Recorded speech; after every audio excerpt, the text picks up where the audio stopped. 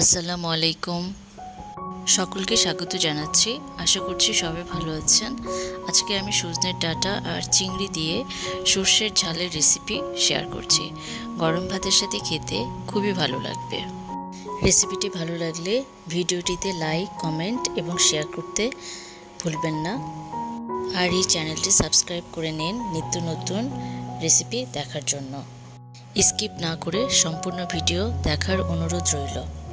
এখানে আমি 300 গ্রাম সজনের ডাঁটা কেটে নিয়েছি। 1 চামচ জিরা বাটা, 1 চামচ পেঁয়াজ বাটা, 1 চামচ রসুন বাটা, 1.5 চামচ সরিষা বাটা, 1 চামচ কাঁচামরিচ বাটা, শুকনো মশলার গুঁড়ো, 1 চামচ হলুদের গুঁড়া, 1 চামচ মরিচের গুঁড়া, 1 চামচ ধনিয়া গুঁড়া, 3 টেবিল চামচ সয়াবিন তেল দিয়ে পেঁয়াজ কুচিগুলো দিয়ে দিলাম। পেঁয়াজগুলো হালকা লাল হয়ে আসলে আমি মশলাগুলো দিয়ে দেব। মশলাটা দেওয়ার আগে সামান্য পরিমাণে পানি দিয়ে নিতে হবে। এরপর আমি একে একে বাটা মশলাগুলো দিয়ে দিব। এরপর আমি শুকনো মশলাগুলো দিয়ে দিব একে একে। পরিমাণ মতন লবণ দিতে হবে। আপনারা ঝাল যে যেভাবে খেতে পছন্দ করেন সেভাবে দিবেন। আমি আমার পছন্দ মতন ঝাল দিয়েছি। এরপর মশলাটা কিছুক্ষণ কষিয়ে নিতে হবে। মশলাটা খুব ভালো মতো কষাতে হবে যেন কাঁচা ফ্লেভারটা না থাকে। অল্প পানি দিয়ে মশলাটা ভালো মতো কষিয়ে নিয়েছি। মশলাটা কিছুক্ষণ কষানো হয়ে গেলে আমি চিংড়ি মাছগুলো দিয়ে কিছুক্ষণ কষাবো।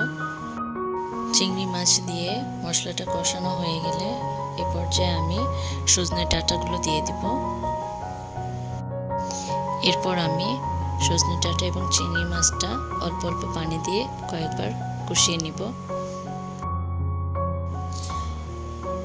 অল্প অল্প পানি দিয়ে আমি ডাঁটা এবং চিংড়ি মাছটা ভালো মতো কষিয়ে নিব।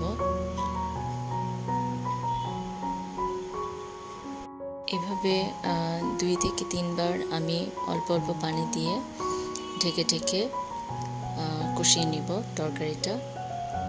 এভাবে তরকারিটা কষিয়ে রান্না করলে খেতেও টেস্ট হয়। এ পর্যায়ে আমি আবার ঢেকে দিলাম। এইভাবে আমি 2-3 বার সামান্য পানি দিয়ে ঢেকে ঢেকে কষিয়ে নিয়েছি।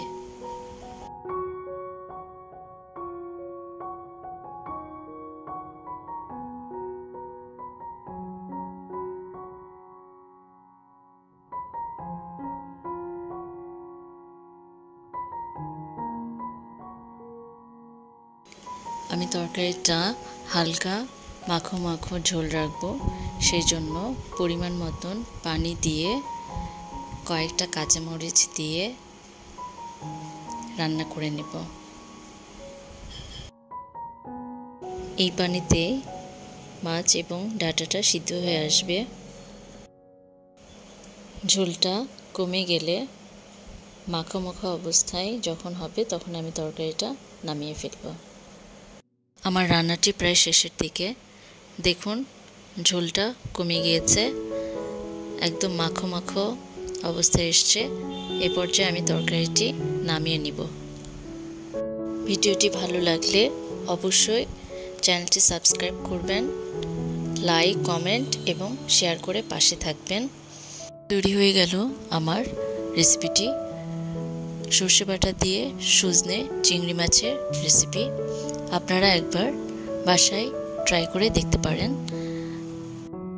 রেসিপিটি দেখার জন্য অনেক ধন্যবাদ। আজকে এই পর্যন্ত। সবাই ভালো থাকবেন, সুস্থ থাকবেন। আল্লাহ হাফেজ।